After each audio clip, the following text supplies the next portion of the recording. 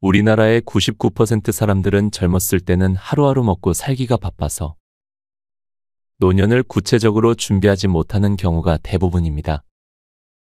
그래서 노년에는 막연하게 이렇게 살고 싶다고 말합니다.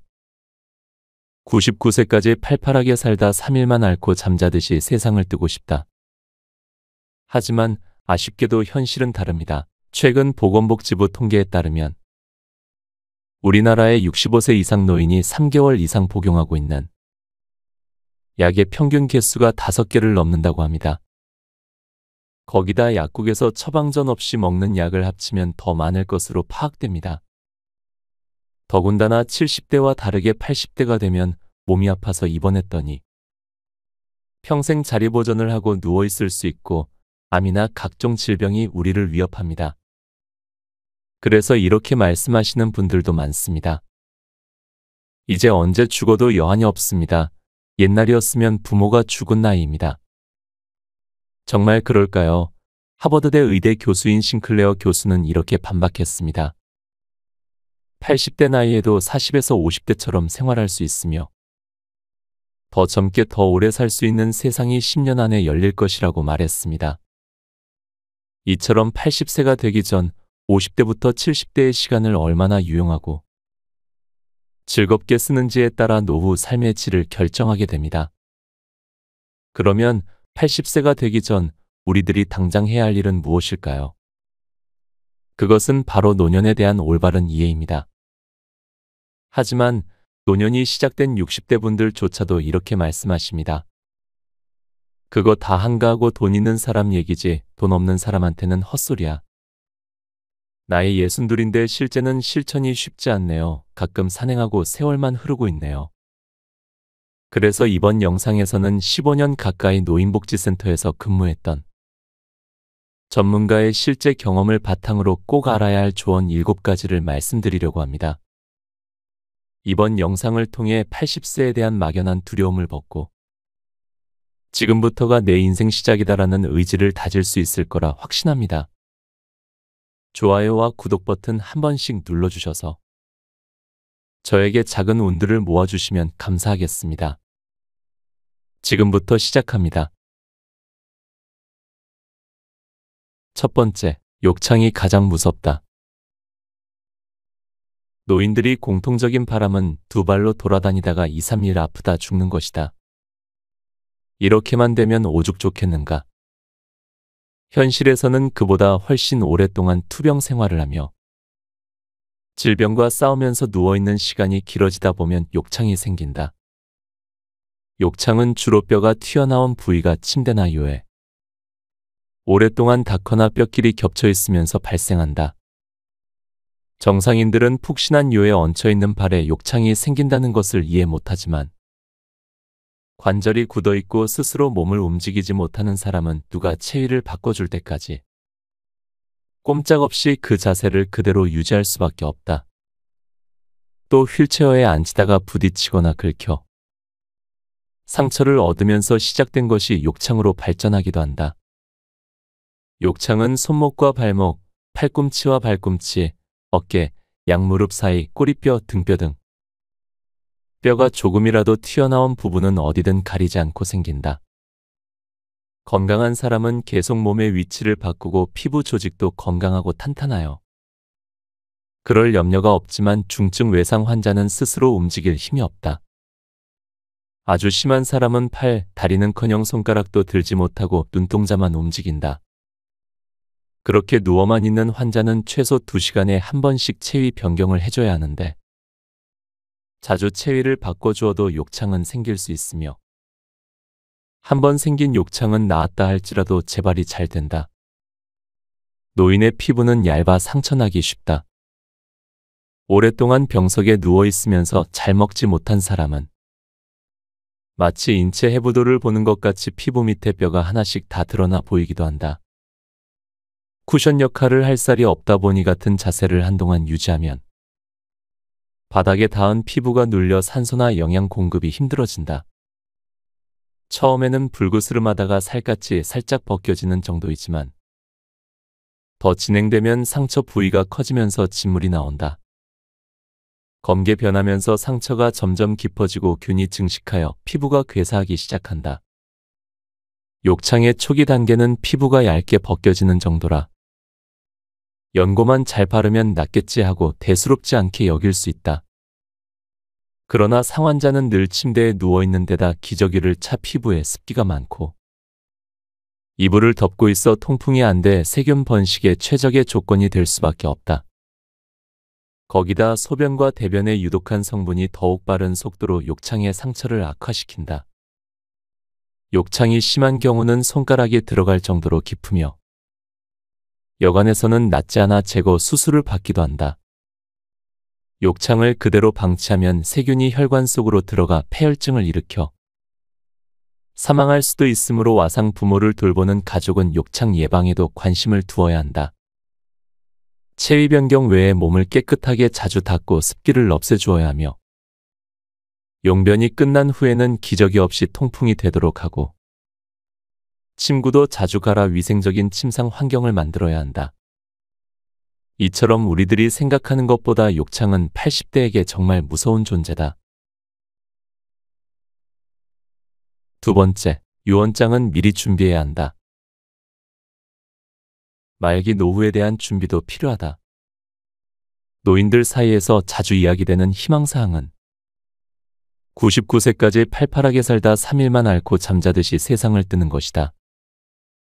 그렇게 되면 오죽 좋을까만 현실은 불행하게도 한국인의 경우 약 10년 정도 각종 질병에 시달리다가 세상을 떠나는 것으로 나온다.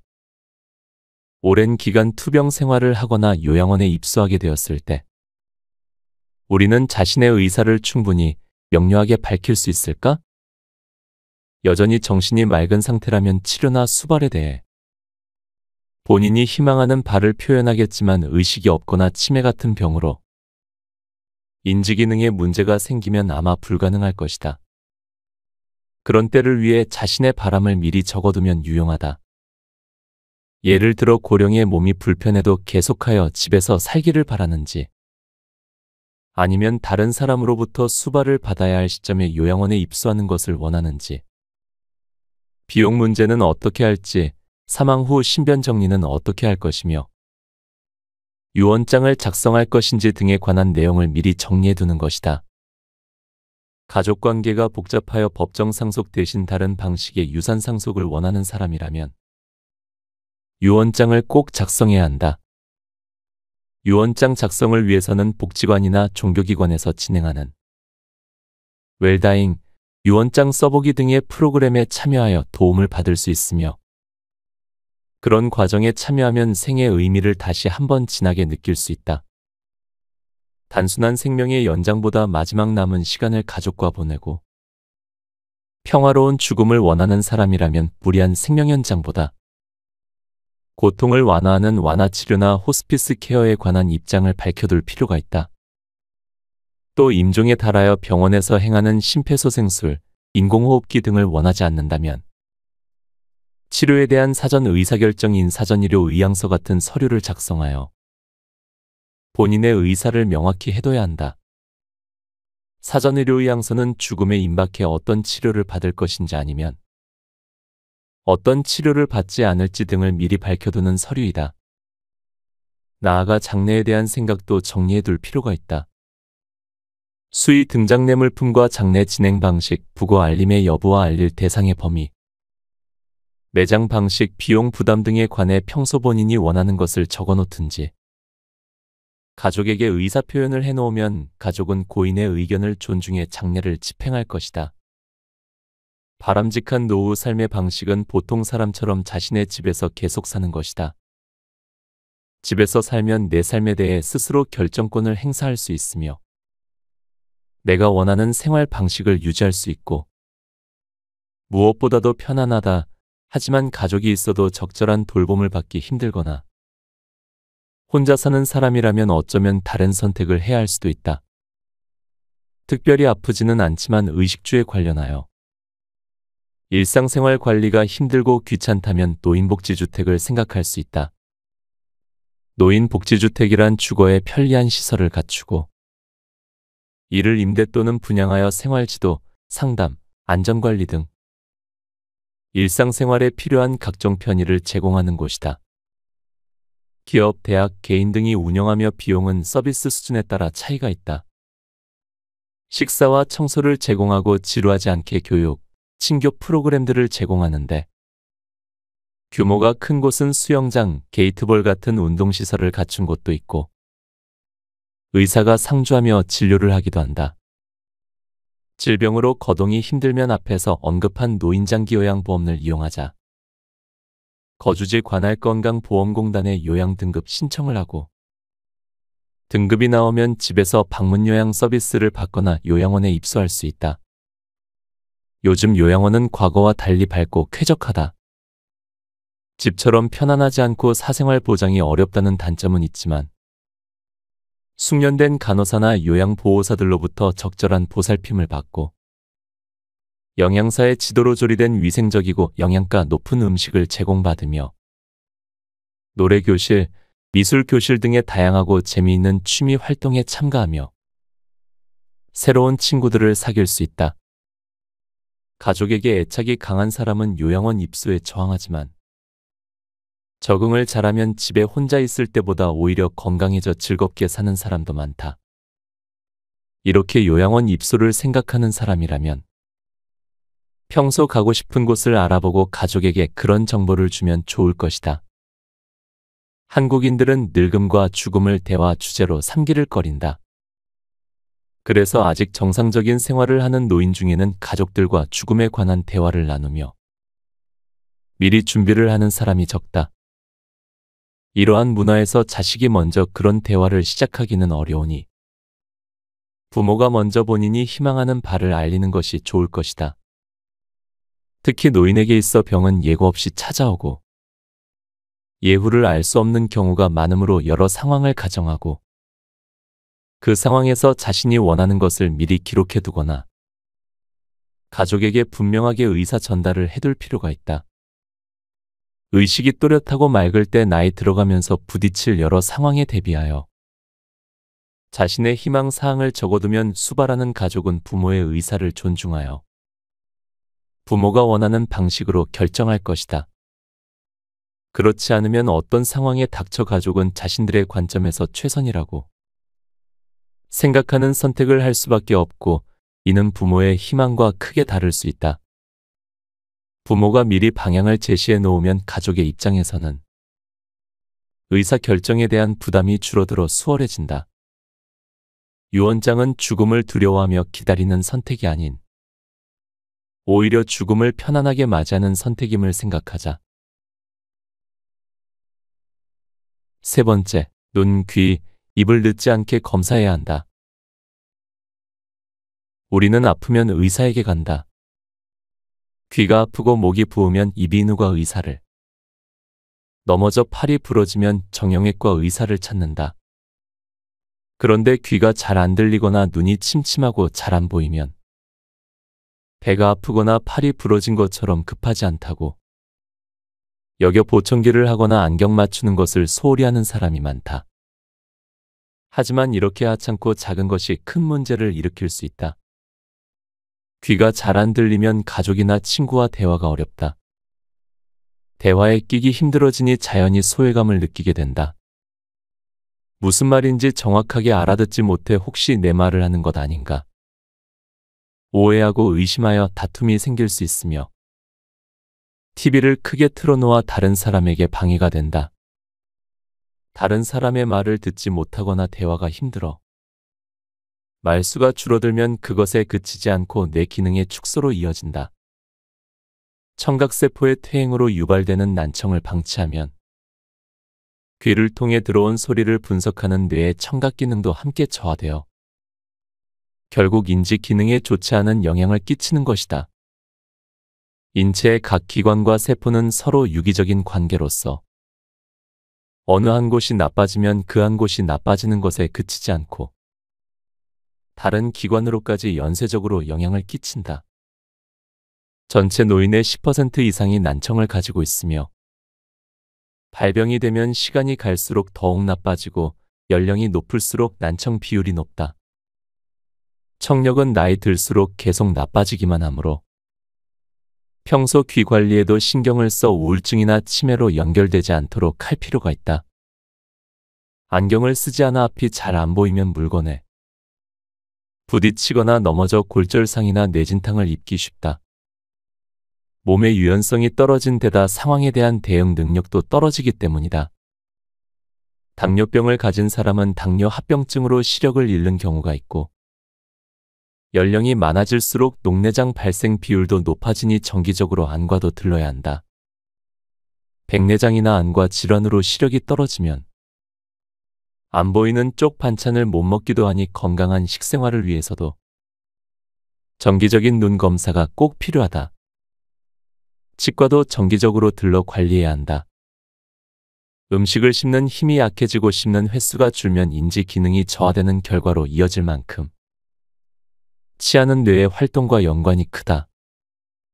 이가 부실해 제대로 씹지 못하면 음식 섭취에 지장이 있어 영양에도 문제가 생기게 된다. 영양의 문제는 다시 면역력 약화와 질병으로 이어지므로 평소 이 관리에도 관심을 두어야 한다.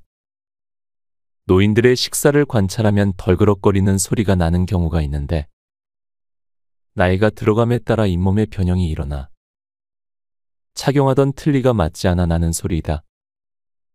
틀니가 맞지 않으면 잇몸이 아파 씹기 어려워 음식을 안 먹으려 한다.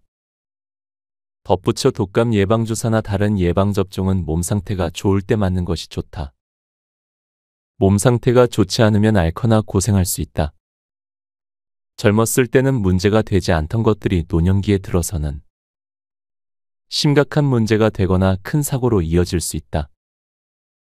건강검진 같은 예방의학이 중요하듯 생활에 지장을 초래할 수 있는 것들을 점검해 미리 조치를 취하는 예방생활이 노년기에는 중요하다.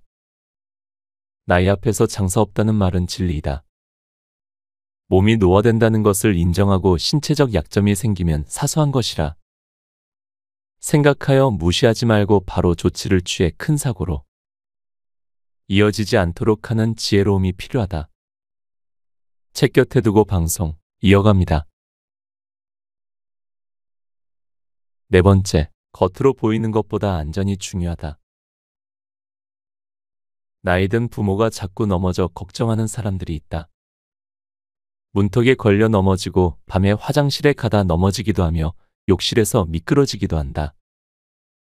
화장실 출입을 하다 그러는 경우는 이동변기를 쓰라고 하고, 다리에 힘이 없어 넘어지는 경우는 지팡이나 여러 가지 형태의 보행 보조기를 쓰라고 권하는데 대부분 반응이 싸늘하다. 자식은 열심히 권하지만 부모들이 거절하는 것이다. 이유는 단 한 가지, 늙은이처럼 보이고 싶지 않다는 것이다. 그래서 절충안으로 밤에만 이동변기를 쓰고 집안에서만이라도 지팡이를 쓰라고 해도 역시 싫어한다.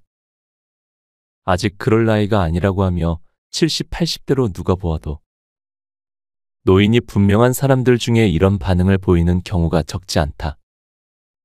어떤 사람은 화장실까지 성인 발걸음으로 5걸음만 가면 되는 거리를 다른 사람의 부축을 받아서 10분 이상을 들여서 가고 또 그만큼의 시간을 들여서 돌아오는 생활을 하고 있다. 다리가 바싹 말라서 근육이 없고 하루 종일 누워 있으므로 화장실 한번 데리고 가기란 보통 어려운 일이 아니다. 스스로 서지를 못하니 자연히 몸을 수발자에게 기대게 된다.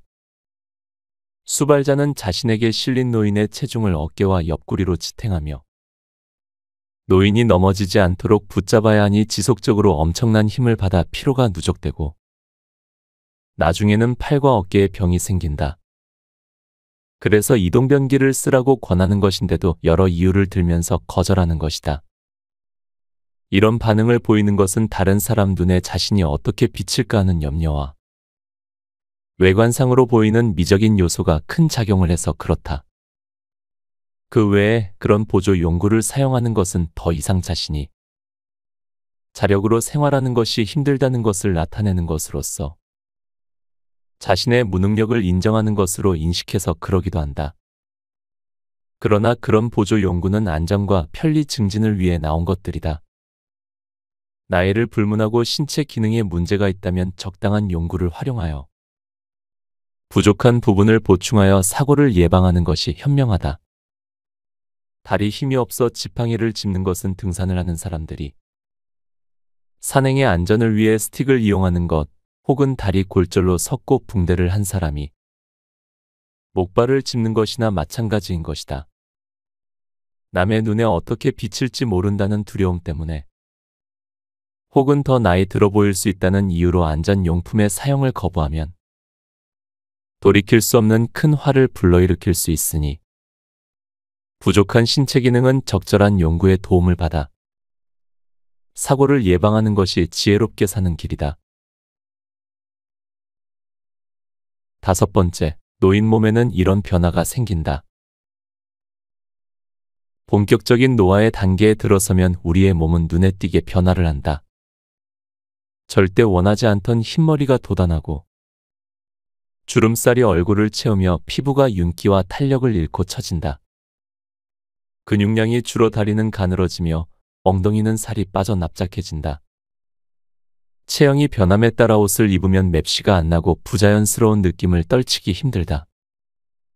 키도 영향을 받아 50대 중반부터 시작해서 70대까지 남자는 3cm, 여자는 5cm 정도 줄어든다. 등이 굽어서 그러기도 하고 척추 사이에 있는 연골 조직이 닳아 얇아져서 그러기도 한다. 척추가 눌려 납작해지면서 척추뼈 사이에 구분이 없어져 마치 달라붙어 있는 것처럼 척추 협착이 일어나기도 하고 심하면 아예 척추뼈 사이에 구분이 없이 한 덩어리가 되기도 하는데 이렇게 되면 너무 아파서 허리를 펴기도 걷기도 힘들어 일상생활이 힘들어진다. 걷지 못하고 와상 환자가 된 노인들을 보면 이런 사람들이 많다. 키가 줄어드는 것 외에 뼈가 변형되거나 쉽게 부러지기도 한다. 관절염이 생기면 손가락 관절마디가 휘거나 튀어나온 것처럼 모양이 변형되고 통증이 따른다. 또 무릎의 통증으로 걷기가 힘들어지며 넘어지면 팔, 다리, 고관절뿐 아니라 척추뼈가 부러지기도 한다. 근력에도 변화가 생긴다. 근력은 뼈, 관절, 힘줄, 인대, 근육 등이 합동하여 내는 힘인데 각 요소들이 감퇴함에 따라 50대 이후부터 한 번에 최대로 낼 수 있는 힘의 세기가 줄어들기 시작하여 연령이 높아질수록 감퇴 현상이 두드러진다. 귀와 관련해서는 난청이 생기는데 노인들의 집을 방문해 보면 TV를 크게 틀어놓는 사람들이 많다. 귀에 바싹 대고 말해야 알아듣기도 하고 어떤 사람 말은 알아듣는데 어떤 사람 말은 못 알아듣기도 한다. 높은 음을 잘못 들으며 시끄러운 곳에서 대화하는데 어려움을 겪는다. 외부 소음이 없는데도 귀에서 소리가 나는 것으로 느끼는 이명이 생기기도 하는데 귀뚜라미 소리가 들린다는 사람도 있고 윙윙거리는 소리, 바람 소리, 벨소리가 들린다고 말하기도 한다. 눈은 수정체가 흐려져 백내장 수술을 하는 경우가 흔한데 제때 수술을 받지 않으면 시력을 상실할 수 있다. 시신경 이상으로 녹내장이 오기도 하며 노인성 황반 변성이 일어나거나 당뇨병으로 망막 변증이 생겨 시력을 잃기도 한다. 특히 어둠에 대한 적응력이 심하게 저하되어 물체를 식별하는 데 젊었을 적보다 훨씬 더 밝은 빛을 필요로 한다. 그 결과 계단이나 도로턱, 움푹 파이거나 솟아오른 부분을 분간하지 못하여 넘어지기 쉬우며 물체에 부딪힐 확률이 높아진다. 눈물 생산도 급격하게 줄어 감염에 취약해진다. 울고 싶은데 눈물이 나오지 않는다고 하는 노인의 말은 사실이다. 혀와 관련해서는 맛을 느끼는 혓바닥의 미뢰수가 줄고 침 분비가 적어져 음식 맛을 잘 느끼지 못하여 미각이 둔해진다. 혀가 느끼는 달고, 쓰고, 짜고, 시고, 감칠맛 중에서 달고 짠맛에 대한 민감성이 특히 저하되어 적당하게 간이 되어 있는데 싱겁다고 느끼거나 단 음식을 두고도 달지 않다고 느낀다. 그 결과 음식을 짜고 달게 먹으려 한다. 실제 노인 중에는 짠 젓갈만 찾는 사람들이 있다. 대신 쓴맛을 많이 느껴 평상시 입안이 쓰다고 하며 입맛을 잃기도 한다. 구내염 증상이 없음에도 입안이 따갑다고 느껴 매운 음식을 못 먹기도 하며 일반적으로 젊었을 적보다 매운 음식을 기피하는 현상을 보인다. 평생 먹어온 음식인 된장, 고추장, 김치에 대한 선호가 줄고 대신 단 음료나 부드럽고 폭신한 빵을 좋아한다. 후각도 떨어져 국을 끓이거나 음식을 조리하느라 불 위에 음식을 얹어놓고도 냄새를 못 맡아 태우거나 심하면 불을 내는 수도 있다. 촉각 역시 둔해져 외부의 위험한 자극을 제대로 판단하거나 분별해내지 못하여 동상에 걸리기 쉽고 전기장판에 화상을 입기도 한다. 통증에도 둔감해져 다쳐도 예민하게 느끼지 못할 수 있다. 언어 장애가 있는 경우는 표현력까지 떨어져 병이 상당히 진전된 후 늦게 발견하기도 한다. 균형 감각에도 이상이 생겨 어지러움으로 낙상할 수 있다. 나이가 들수록 평형감각 능력이 저하되고 평형감각을 관장하는 뇌나 귀의 문제도 많이 발생한다. 자리에서 일어났을 때 눈앞이 하얘지고 몸이 휘청거리는 어지러움을 느끼는 기립성 저혈압도 흔하다. 날씨에 대한 감각도 변하여 바람과 추위에 민감해져 바람이 불거나 추운 것을 싫어한다. 특히 뇌졸중을 겪은 사람들은 여름에도 창문을 열어놓지 못하게 하며 조금만 바람이 들어와도 금세 느끼고 싫어한다. 마비가 된 신체는 혈액순환이 안 돼 차갑고 저리고 시려 여름에도 두꺼운 옷을 입고 싶어 하는 경우가 있으며 치매 환자들 중에서도 바람을 싫어하는 사람들이 꽤 있다. 이러한 변화는 자연스러운 현상이며 두려움의 대상은 아니다. 모르는 것보다 알고 있는 것이 80대를 이겨내는 방법이다. 6번째, 노인도 죽음을 두려워한다. 죽음은 누구나 두렵다. 이미 충분히 살아서 더 이상 삶에 미련이 없을 것 같은 노인들 역시 죽음의 두려움에서 자유롭지 못하다. 더 나이 들어 추한 모습 보이기 전에 가야 할 텐데 늘 입에 달고 살지만 실은 노인도 죽음을 두려워한다. 그래서 노인들 중에는 나이를 물으면 달가워하지 않는 사람들이 많다. 우선 자신이 그렇게 나이를 많이 먹었다는 것이 믿기지 않고 믿고 싶지 않으며 마음은 여전히 청춘이며 해야 할 일이 남아있는데 갈 날이 가까워지는 느낌이기 때문이다. 그래서 노인 중에는 만약 내가 85까지 산다면 앞으로 4년 남았어라며 자신이 희망하는 어느 시점을 기준으로 자신의 나이를 밝히기도 하고 살 날이 많지 않다는 생각에 무엇을 새로 계획하기를 주저한다. 나이 들어가는 것은 어쩔 수 없다 할지라도 순하고 편안한 마음을 갖고 이제까지 잘 살아왔다고 생각하는 노인은 자부심을 갖고 죽음에 임해서도 크게 당황하지 않으며 남은 가족을 헤아리는 여유까지 갖는다. 이에 반해 아직 삶의 목표를 달성하지 못했거나 소망을 이루지 못했다. 또는 아직 해야 할 일이 있다고 생각하는 노인은 걱정에 사로잡히게 된다. 남은 시간이 얼마 남지 않았다는 조급한 생각을 머리에서 지우지 못해 늘 초조하고 불안해하며 결국 이런 태도로 인해 가족과의 관계가 불편해질 가능성도 커진다. 가족의 따뜻한 관심과 사랑은 죽음에 대한 불안감을 덜어줄 뿐 아니라 죽음을 온순하게 받아들이게 도와준다. 부모가 나이 들므로써 겪는 신체적 한계와 곤란을 이해하고 필요한 부분을 지원해주면 부모는 활기차게 살다가 감사하는 마음으로 삶을 마감할 것이다. 노인이 보이는 이러한 마음가짐과 태도는 가족에게 사랑받는 길이며 사후 존경받는 부모로 남는 길이기도 하다. 누구나 나이가 든다. 나이가 들어도 사랑받고 싶어 하는 건 똑같다. 나부터 옆 사람에게 따뜻한 마음을 전해주자. 7번째, 한번 안 쓴 관절은 다시 쓰기 힘들다. 노인 중에는 몸의 기능이 원활하지 않고 몸에 마비가 오거나 힘이 없어 팔, 다리를 제대로 못 쓰는 사람들이 많다. 그런 부위는 혈액순환이 잘 안 되어 차갑고 아프다. 그러다 보니 더 안 쓰게 되어 관절이 굳는다.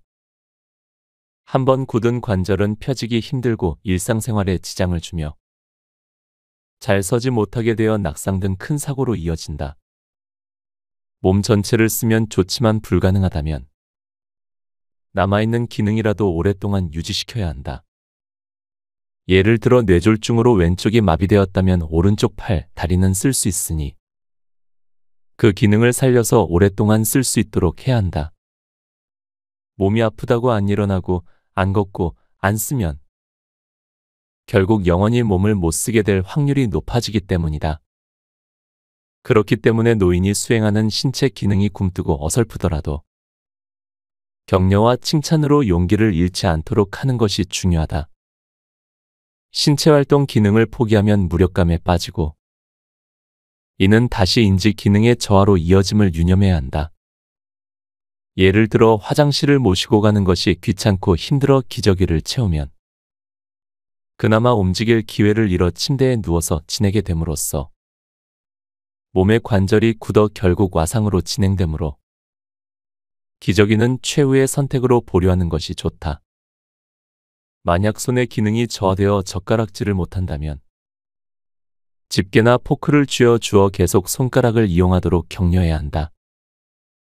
가능하면 오래 자신의 몸을 움직이고 수저나 젓가락 같은 도구를 이용할 수 있게 하는 것은 무척 중요하다.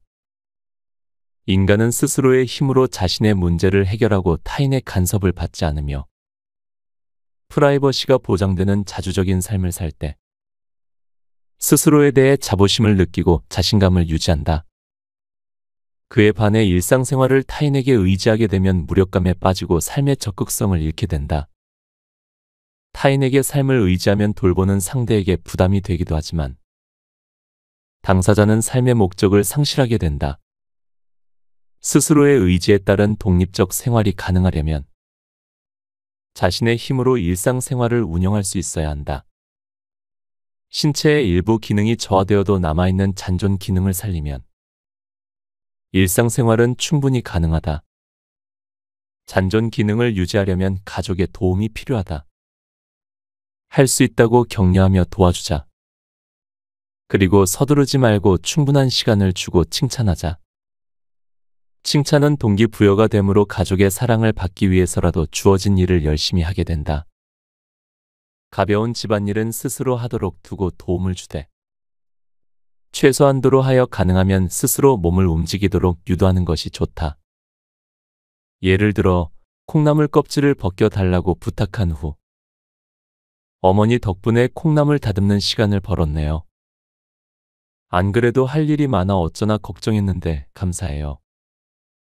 하면 노인은 가족이 해주는 밥만 먹고 할 일 없이 시간을 보내는 무의미한 존재가 아니라 자신도 가족에게 도움이 된다는 생각에 뿌듯해하며 삶의 적극성을 잃지 않는다. 곁에 두고의 짧은 생각. 우리의 노년기는 우리가 지금 하는 선택에 의해 결정됩니다. 우리가 건강하고 활기차게 살기 위해 노력한다면 싱클레어 교수가 말한 바와 같이 80대에도 40에서 50대처럼 생활할 수 있는 미래는 그리 멀지 않습니다. 이는 단순히 장수하는 것을 넘어서 질 높은 삶을 오랫동안 유지하는 것을 의미합니다. 건강한 노년기를 위한 우리의 노력은 일상생활에서부터 시작됩니다.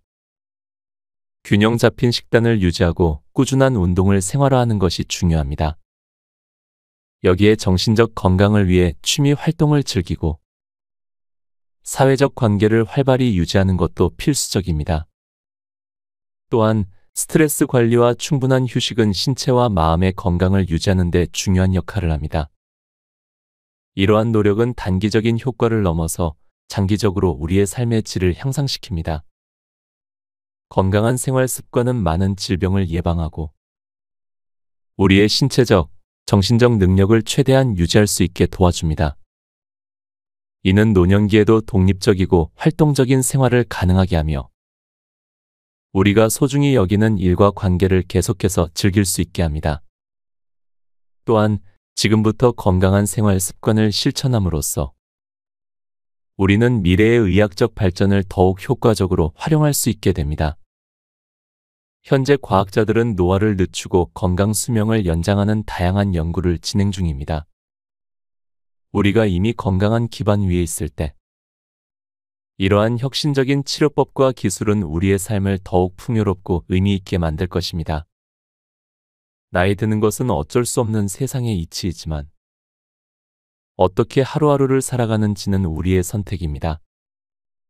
조금은 여유롭게, 조금은 모든 것에 감사함을 느끼며 하루를 지내보는 건 어떨까요? 오늘도 함께 해주셔서 감사합니다. 책, 노년의 삶을 읽고